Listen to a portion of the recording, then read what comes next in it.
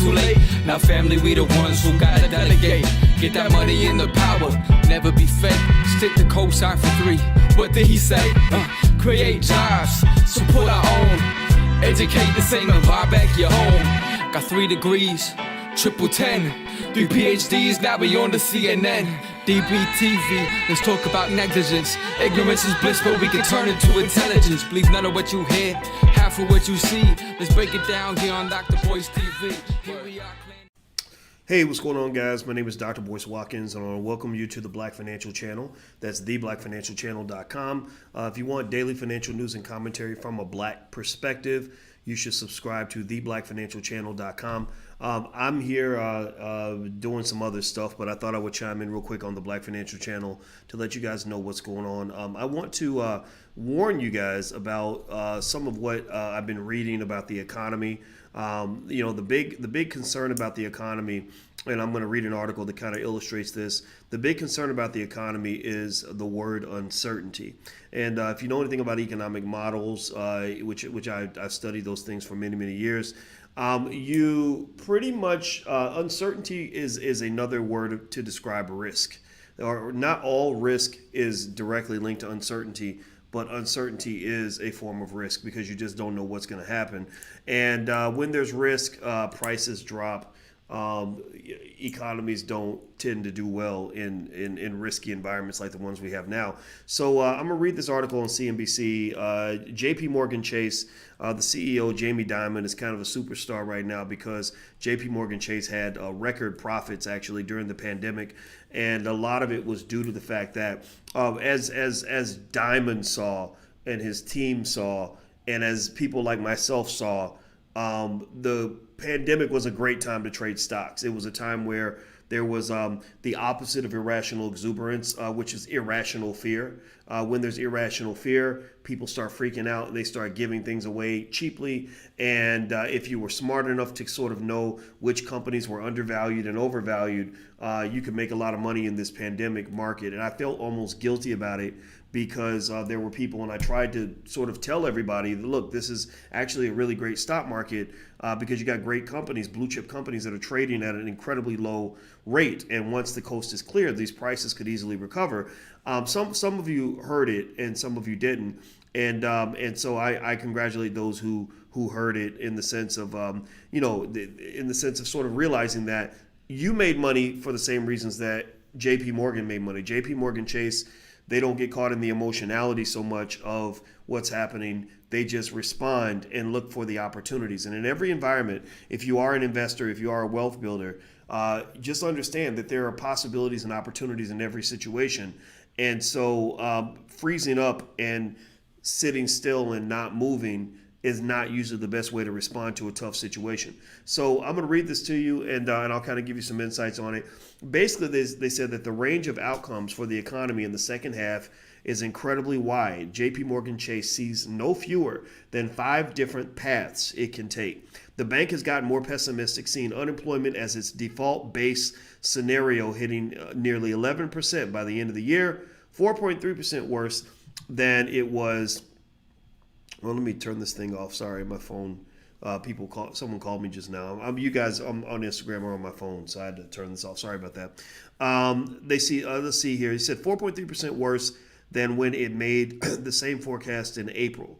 In a worst case scenario where the virus surges further in the fall, forcing another round of widespread shutdowns, unemployment could peak at roughly 23%, the bank said. The word unprecedented is rarely used properly, Dimon said this week. This time it's being used properly. It's unprecedented what's going on around the world, and obviously COVID itself is the main attribute. So he says, attempting to forecast the past of the American economy right now is like peering into a dark well. Even JPMorgan Chase, the veteran prognosticator of all things financial, is flummoxed. As head of the financial system's bellwether, a bank with a $3.2 trillion in assets that serves almost half of U.S. households and a wide swath of its businesses, Dimon has a unique vantage on the world's largest economy. Quote, The word unprecedented is rarely used properly, blah, blah, blah, blah. More than 4 months into the pandemic, the financial damage wrought by the outbreak has yet to fully register. Take JPMorgan Chase, for instance. The bank added $15.7 billion to reserves for expected loan losses in the first half of this year, but second quarter loan charge-offs in its sprawling retail bank actually declined 3% to $1.28 billion, or roughly the same level seen before the virus. That's because the $2.2 trillion CARES Act injected billions of dollars into households and businesses, masking the impact of widespread closures. As key components of that law begin to phase out, the true pain may begin. As many as 25.6 million Americans will lose enhanced unemployment benefits by the end of July, and it's unclear if Congress will extend the $600 per week in additional payments that has buoyed so many households. I think that with Congress, what you're going to see when the new stimulus is laid out, and I believe they're going to pass something. Their deadline, I think, is August 7th. That's when they go on recess. I believe they're going to pass something before then. I know the Democrats are arguing for things that make sense. You know, they want more of a stimulus. They want more guarantees economically. The Republicans are basically saying that they want incentives for people to actually go back to work, and they don't want you to make more on unemployment than you made on your job. And I'm not here to ethically decide whether or not that's a good or bad thing. That's up to you. What I am going to say is that the government can't afford to pay you more to be unemployed than they can pay you, or than you can get paid to go to work. I don't know what kind of economy that creates.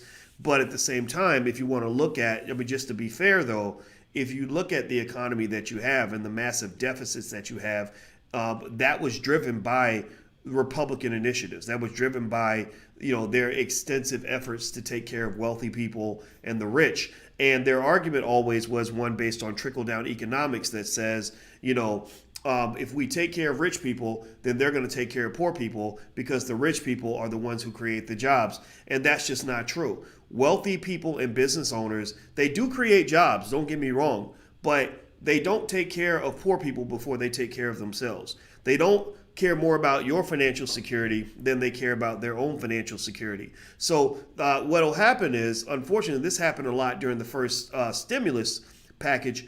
A lot of wealthy companies that were making more money during the pandemic than they were making before the pandemic. Not every company got shot down during the pandemic. Some companies quadrupled in revenue because suddenly you were sitting at home all day instead of going to work. So if you had a digital business, you were actually making more money during the pandemic than you were making before the pandemic. So if you were making more money during the pandemic than before the pandemic, then why the hell do you need a government subsidy during the pandemic? Like, why would you need that, right? But the thing was that the government didn't take the time to figure out the difference between companies that needed the money and companies that didn't need the money. Also, so what happened was these companies got this money. Here's another funny little sad fact that occurred. So if you're struggling, if you're a poor family that's barely hanging on, barely paying the bills, and you get a $1,200 stimulus and you get $600 a week in unemployment, chances are you're pumping that money right back into the economy,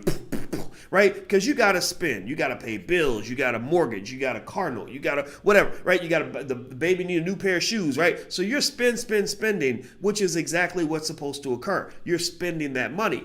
Corporations that have plenty of cash flow in reserve are not going to necessarily go spend that money. What are they going to do? Go out and hire 500 new people, not knowing if they're going to have enough business in the future to even need those people?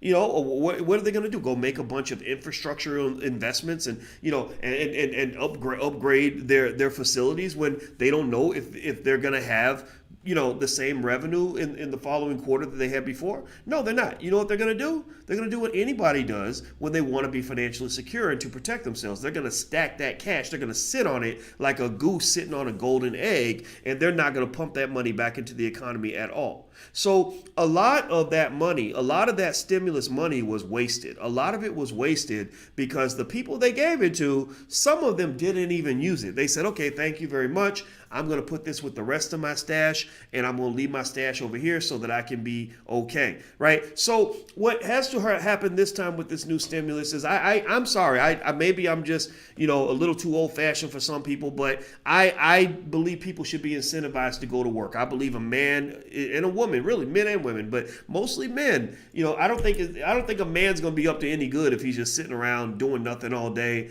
and getting into gambling and whatever, drinking and drugs because he don't have to go to work. I believe men have to have a sense of purpose, and I believe women have a sense of purpose as well. Their natural, some part of their natural sense of purpose comes from having children and a household to take care of, but then also they may want more of a purpose by going out to work every day. So whether you choose to stay home or go out to work, I think that's fine either way. But for men, I think there's nothing good that comes when a man is sitting at home with nothing to do. I just really believe that. I believe that's a good way to get into some like ridiculous stuff that isn't going to make your life better.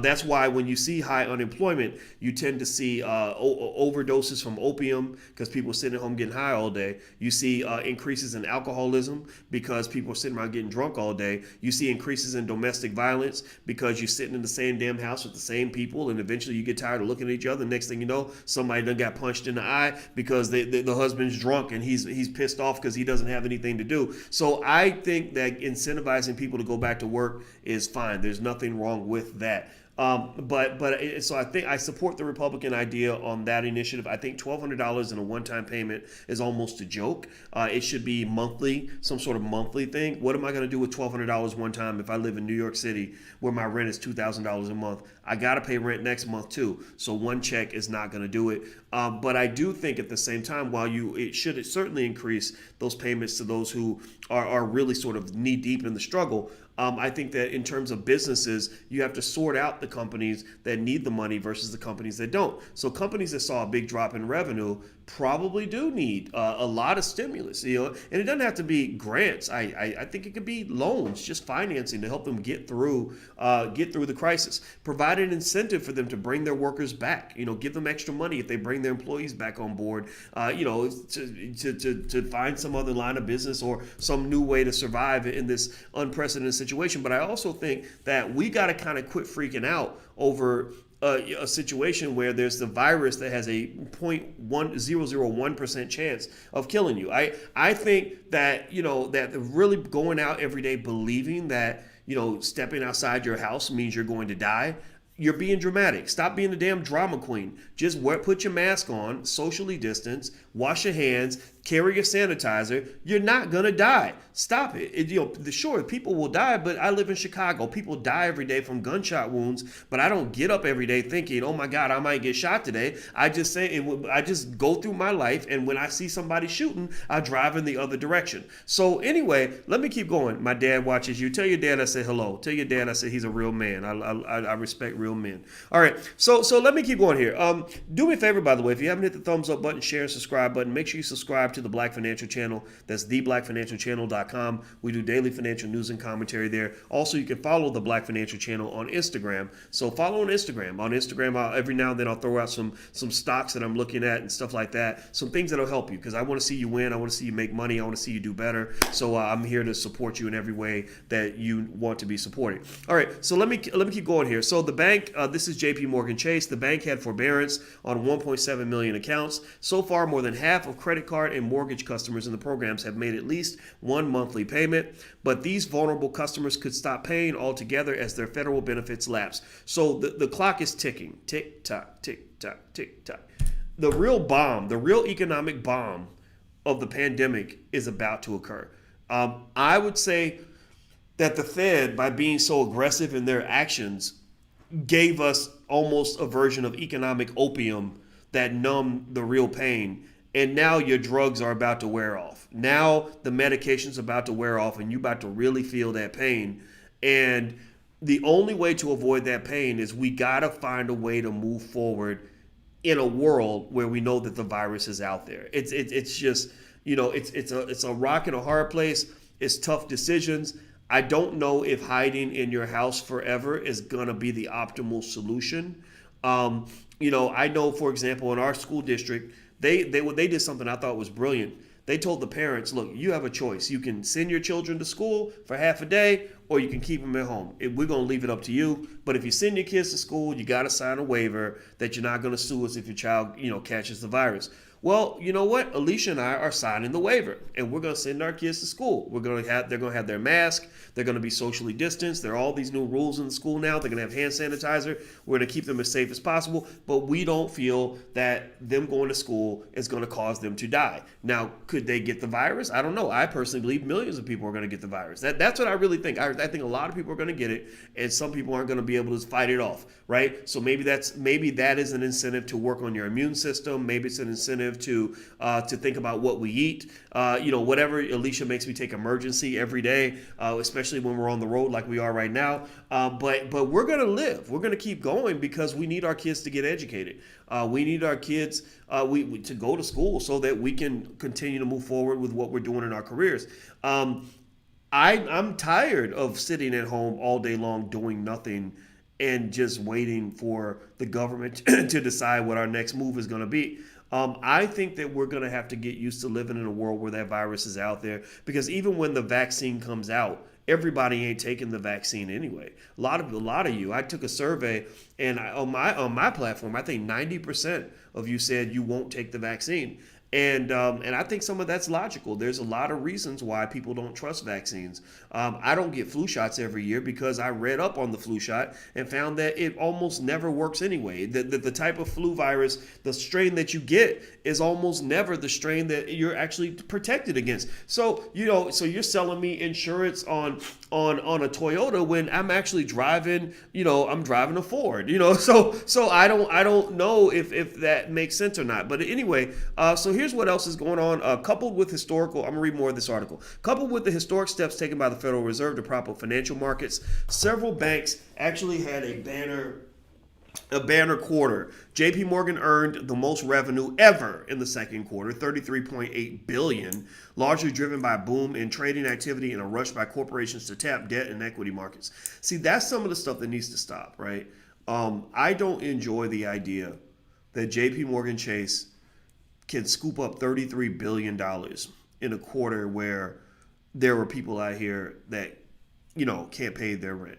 Right. I don't like the fact that Jeff Bezos' wealth went up $20 billion or whatever it was during a time where, so the economic certainty was so high. I would completely support the idea of making Bezos or JP Morgan give several $billion to take care of the people at the very, very bottom of the economic totem pole. Now, mind you, though, I'm also a realist. I'm a realist in the sense that I want you guys to understand there's a reason why a Jeff Bezos is making money when everyone else is losing. It's for the same reason that I'm part of the TSP mastermind that Lamar Tyler runs. Lamar Tyler runs Traffic, Sales, and Profit.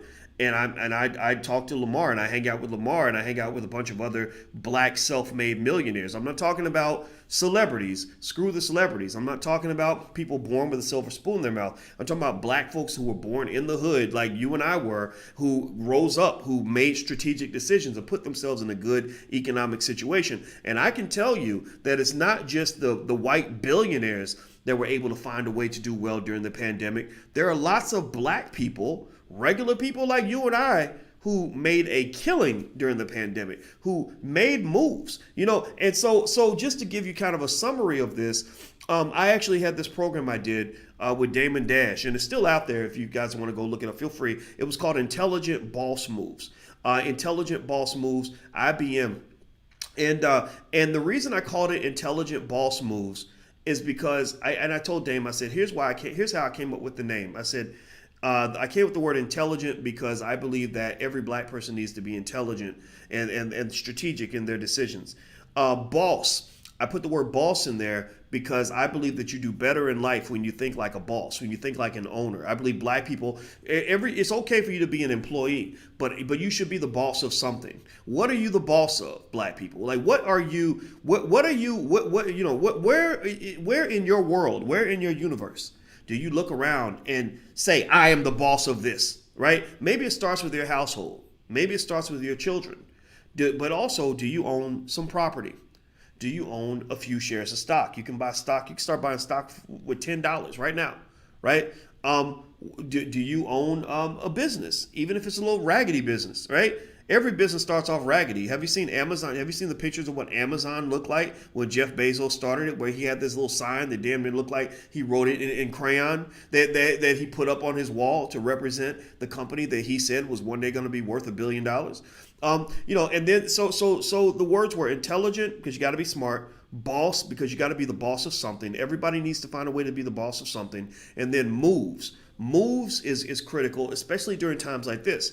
Moves means that the people that tend to be most successful are the people that are always making moves. Like, so what moves are you making, right? People that get scared and live in fear, they freeze up. They just sit there, like eyes wide like a deer in the headlights, and they get slaughtered, right? You can't do that. You can't sit still. And I think that my challenge with some of the rhetoric around the pandemic was they were basically telling people, look, you sit there and just be scared and wait for further orders, and we're going to be out here making moves. We're going to be out here making money off of you. We're going to be making moves on your behalf, right? Because the media, one area that made a ton of money, one industry that made billions of dollars during the pandemic that nobody's talking about is the damn media. Do you know how much money the media made by investing in coronavirus-related stories? CNN has an entire podcast called Coronavirus Podcast or something, like literally. And they're selling sponsorships to these podcasts. They're selling advertising slots and making billions of dollars off of this. So it doesn't mean that they're lying to you or that the stuff is BS. It just means that they have a vested interest in you being afraid and you sitting still. And so in a capitalist society, which is what we live in, you've got the active wolves and the sharks that are making moves, constantly making moves. And then you got the sheep who are just sitting there for slaughter. Most capitalist engines require fuel. Sometimes that fuel involves human beings. It might involve your labor. It might involve your attention. It might involve your children, right? They're all the fuel to these things, right? For example, your little sons are fuel for the prison industrial complex to make billions of dollars every year. Your children in elementary school are also fuel for the failing public school systems to make billions of dollars every year. Your child gets educated or not educated, they still make their money. Your young sons become fuel for the NCAA to make billions of dollars every year. Your attention and your fear is fuel for CNN, MSNBC, and Fox News to make billions of dollars just getting you to watch so they can sell that attention to a corporation in exchange for billions of dollars in corporate sponsorships, right? So what I'm trying to say to you is that, you got to make a move. What is your next move going to be, right? Feel the fear and you do it anyway. So you feel the fear, you internalize it, you say, damn, okay, I got to be careful. I don't want to get sick. I want to wear my mask. But don't ever get caught sitting still, because when you sit still, that makes you easy prey. Chances are you're going to get slaughtered if you sit still. So what is your move? Intelligent boss moves. That was the term I used for that Dame Dash class, but I think that's appropriate for what we're talking about right now. And by the way, all the stuff me and Dame did is still available if you want to go take a look. It's at intelligentbossmoves.com. And this is actually this CEO shirt is actually part of his brand. I think it's a brand called CEO or something. And I bought this shirt actually years before we became friends, but I just thought it was the coolest thing ever. And I like the idea of being a boss. I think that's really cool. So anyway, I'm gonna go, guys. Do me a favor, hit the thumbs up button, share, and subscribe button before you go. I want to remind you that as a service to the community, for those of you that are trying to figure out how to educate your kids at home, we have free homeschool training sessions every Thursday. Every Thursday, Noma Langa Mushali Moses, who lives in South Africa, but she was married to an American man, and so she understands American culture very well.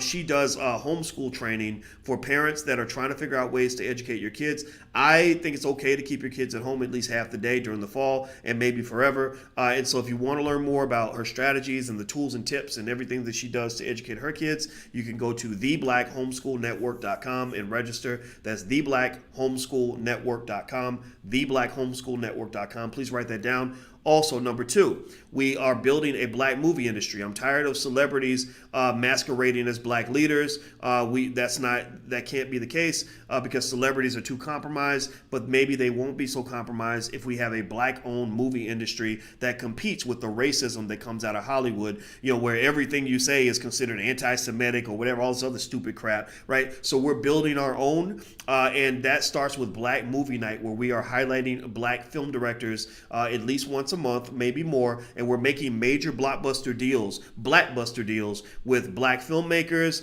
with black directors and producers all over the country, with actors and actresses. So if you'd like to join us to watch the film Black Friday, the remix, for free, Rick Mathis, a director out of Atlanta, is going to join us on the 23rd of July. You can go register right now at blackmovienight.net. That's blackmovienight.net. In order for an industry to grow, you need at least three things. You need a market for capital, meaning you need something to finance the films. Then you need a market for contractors, which means you need a production process to produce the films. And then you need a market for consumers, which means you need people that are willing to pay money to see the films, right? And then you invest your money, you get a return on investment, then you can go back, you can make more movies, and the movies get bigger and bigger. And I went to Atlanta. I went on a diplomatic mission to Atlanta 2 weeks ago. I met up with Jay Morrison. We've already talked about finding millions of dollars to fund black-owned movies. I also met with Rick Mathis, and we talked about a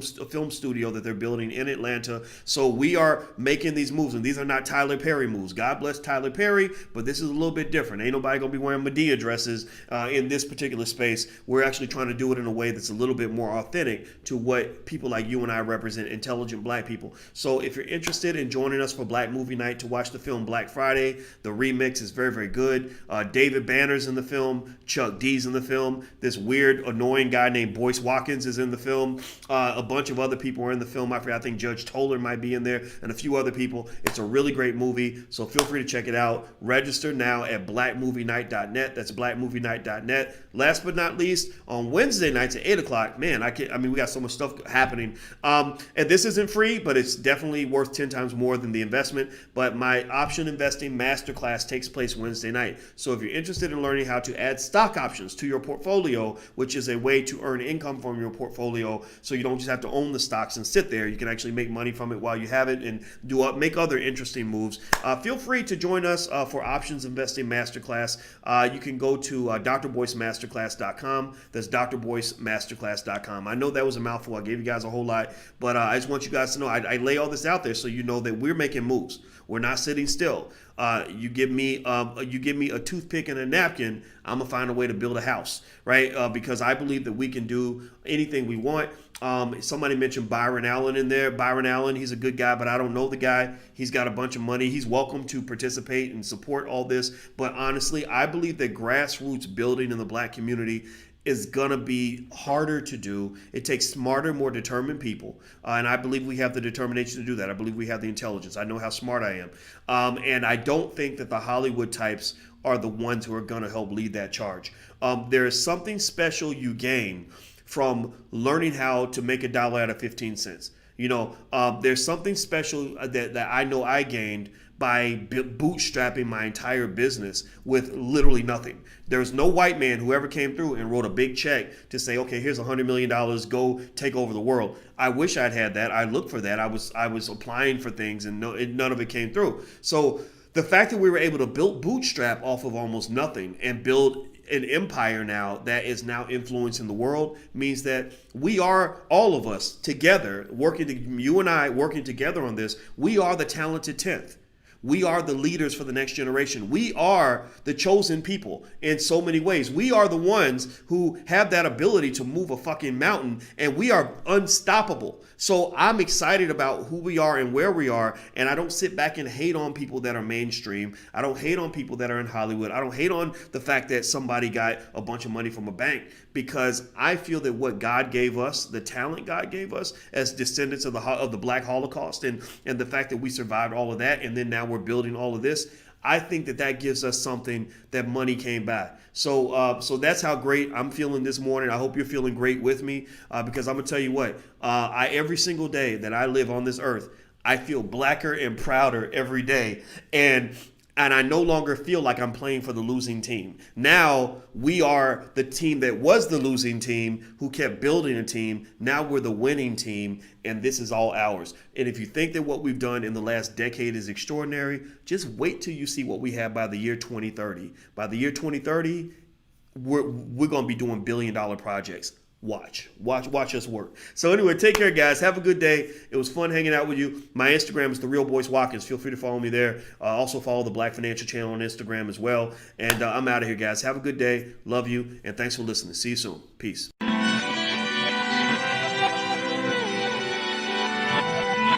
Here we are, clan the isms, cataclysm great. Our people out here struggling, trying to make it in this state. Everybody out here doing it, but we the ones who late. Now family, we the ones who gotta delegate. Get that money in the power, never be fake. Stick to cosign for 3. What did he say? Create jobs, support our own. Educate the same and buy back your home. Got 3 degrees, triple 10. 3 PhDs, now we on the CNN. DBTV, let's talk about negligence. Ignorance is bliss, but we can turn it to intelligence. Believe none of what you hear, half of what you see. Let's break it down here on Dr. Boyce TV.